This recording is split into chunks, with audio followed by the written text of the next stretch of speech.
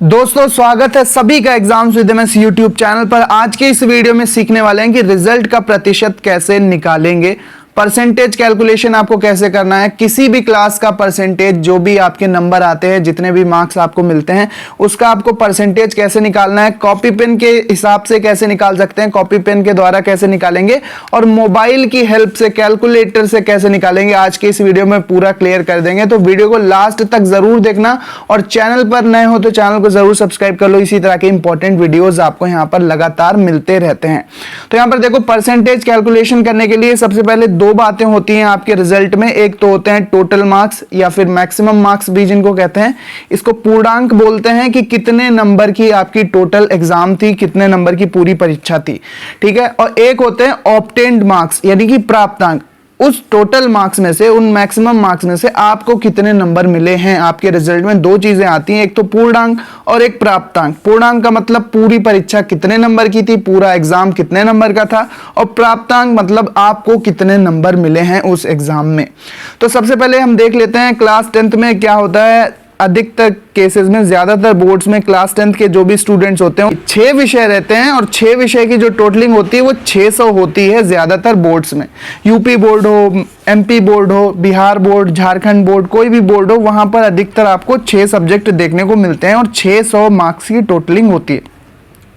तो मान लेते हैं कि किसी स्टूडेंट को वहां पर 600 अंकों में से उसको 480 अंक प्राप्त होते हैं, ठीक है। किसी स्टूडेंट को 600 अंकों में से, 600 मार्क्स में से 480 अंक वो लाता है अपने पूरे एग्जाम में, हाई स्कूल के एग्जाम में।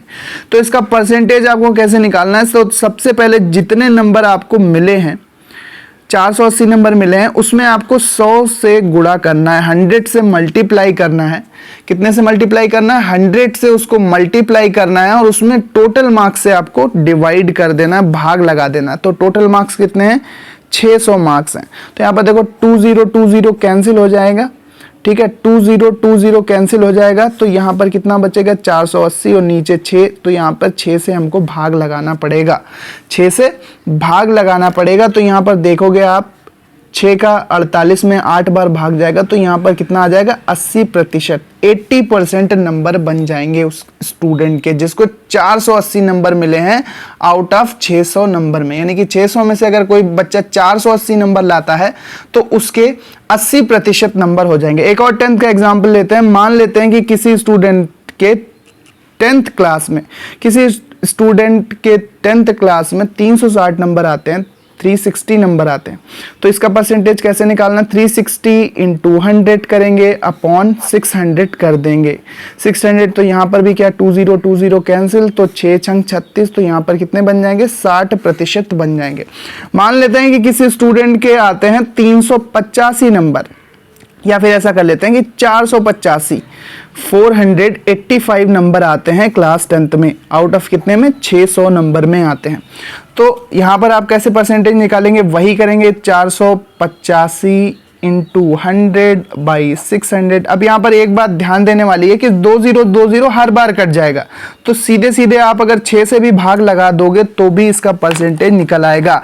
हाई स्कूल में अगर 600 की टोटलिंग है, 600 की टोटलिंग है और आपको परसेंटेज निकालना है, मान लेते 485 आया है ना, 485 में जब आप 6 से डिवाइड करोगे तो कितना आ जाएगा? 80.83% ये बन जाएगा। कितना बन जाएगा? 80.83% ये मार्क्स इनके बन जाएंगे। तो इस तरह से परसेंटेज का कैलकुलेशन कर सकते हैं आप। हाई स्कूल वाले जितने की टोटलिंग हो उतने से आपको 100 से गुणा करना है और जितने की टोटलिंग है, जितने मैक्सिमम मार्क्स हैं आपके, उससे भाग लगा देना है, ठीक है। तो इस तरह से आप कैलकुलेटर से भी कर सकते हैं और कॉपी पेन के द्वारा भी कर सकते हैं। 12th में देख लेते हैं। 12th में ज्यादातर क्या होता है? 12th में 5 सब्जेक्ट रहते हैं और टोटलिंग जो रहती है वो 500 नंबर की टोटलिंग, यानी मैक्सिमम मार्क्स पूरे एग्जाम के 500 होते हैं। मान लेते हैं कि किसी स्टूडेंट के 440 नंबर मिले, ठीक है, 440 नंबर मिले, तो इसका परसेंटेज कैसे निकालेंगे? 440 इंटू 100 अपॉन 500। हर बार की तरह इस बार भी 20 कैंसिल आउट हो जाएंगे। अब यहाँ पर क्या बचा? 440 बचा, इसमें 5 से जब भाग देंगे तो देखो 5 अट्ठे 40 और 5 अट्ठे 40, तो 88% ये नंबर इनके बन जाएंगे, 88% नंबर इनके ये बन जाएंगे 440 अगर किसी को मिले। मान लेते हैं किसी स्टूडेंट के 400 नंबर आए हैं क्लास 12 में, 400 नंबर आए हैं, तो वही फिर से परसेंटेज का क्राइटेरिया। अब यहाँ पे भी हर बार 20 कैंसिल आउट होंगे, तो डायरेक्टली भी अगर आप 5 से डिवाइड कर दोगे तो भी आपका परसेंटेज निकल आएगा, तो यहाँ पर कितना बन गया 80%, 5 8 40, 80% यहाँ पर नंबर बन जाएंगे। इसी तरह से दोस्तों अगर कैलकुलेटर से करना है तो कैलकुलेटर से मान लेते हैं कि 12th में किसी स्टूडेंट के 387 नंबर आते हैं। कितने नंबर आते हैं? 387 नंबर आते हैं। तो 387 में हमें 100 का गुणा करना है, ठीक है, 100 का गुणा करना है और डिवाइड कर देना है 500 से, 500 से डिवाइड कर देना है। तो कितना बन जाएगा? ये बन जाएगा 77.4 बन जाएगा। 77.4 आप यहाँ पर देख रहे हैं, 77.4 ये इनका रिजल्ट बन जाएगा, 77.4। तो इस तरह से किसी भी रिजल्ट का हम परसेंटेज निकाल सकते हैं। मान लेते हैं किसी के 349 नंबर आए हैं, 349 नंबर आए हैं। अब वही बात है कि 20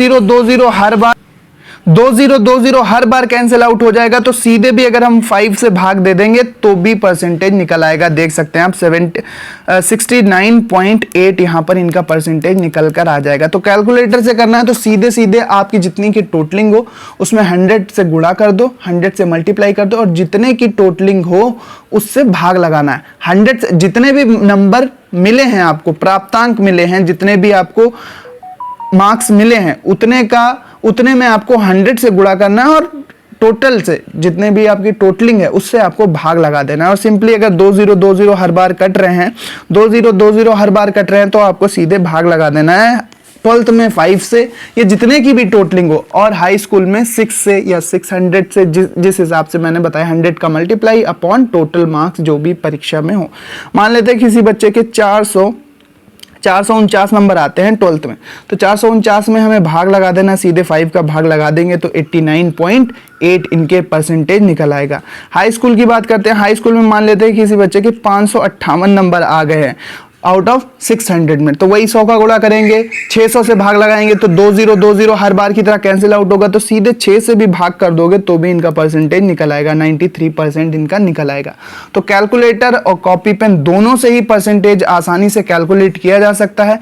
बस आपको यही रूल याद रखना है कि टोटल मार्क्स, यहाँ पर देखो जो टोटल मार्क्स हैं आपके, जो टोटल मार्क्स हैं उससे आपको भाग लगाना होता है, और जो ऑब्टेन्ड मार्क्स होते हैं, जो प्राप्तांक होते हैं आपके, उसमें आपको 100 से गुणा करना होता है। प्राप्तांक में 100 से गुणा करो और पूर्णांक जितना भी हो उतने से आपको भाग लगा देना है बच्चों।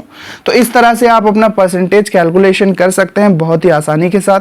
मैं आपको फॉर्मूला लिख के दे देता हूं कि फॉर्मूला क्या होगा इसका। फॉर्मूले की बात की जाए तो फॉर्मूला इसका इस तरह से होगा कि यहाँ पर परसेंटेज अगर आपको निकालना है किसी भी क्लास का, तो परसेंटेज क्या है, BSc, BCom, BA, कोई भी आपका क्लास हो, कि कोई भी आप कोर्स कर रहे हो, अगर आपको परसेंटेज निकालना है तो क्या करना है कि प्राप्तांक यानी कि ऑब्टेन्ड मार्क्स जितने भी नंबर आपको मिले हैं, ठीक है, ऑब्टेन्ड मार्क्स में 100 से गुणा करना है आपको, और मैक्सिमम मार्क्स जो कि प्राप्तांक होते हैं, ठीक है, मैक्सिमम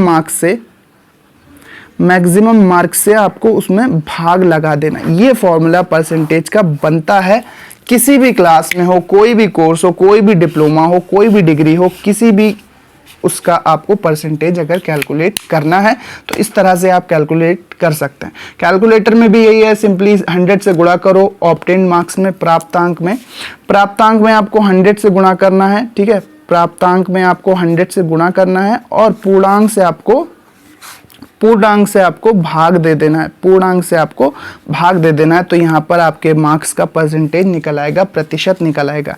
ये फॉर्मूला जो होता है ये होता है परसेंटेज निकालने का, ठीक है। तो इस तरह से आप अपने मार्क्स का परसेंटेज निकाल सकते हो, कोई भी दिक्कत नहीं है। कैलकुलेटर से भी और डायरेक्टली आप कॉपी पेन से भी निकाल सकते हो। कई बच्चों को नहीं आता है, बहुत से लोगों को आता है। जिनको आता है वो कमेंट बॉक्स में ज़रूर बताएंगे कि उनको पहले से परसेंटेज कैलकुलेट करना आता है, और अपने कमेंट बॉक्स में ये ज़रूर लिख के जाना बच्चों कि आपके 10th या 12th में कितने % मार्क्स थे, कितने नंबर आए थे और कितने प्रतिशत आपके नंबर बने थे आपके हाई स्कूल या इंटरमीडिएट की परीक्षा में, ठीक है। ये ज़रूर लिख के जाना। आप ये वीडियो कौन से शहर कौन से गांव से देख रहे थे, अपने शहर या गांव का नाम ज़रूर लिखना। मिलते हैं अपने नेक्स्ट वीडियो में इसी इसी तरह के इंपॉर्टेंट वीडियोस के लिए चैनल को जरूर सब्सक्राइब कर लो।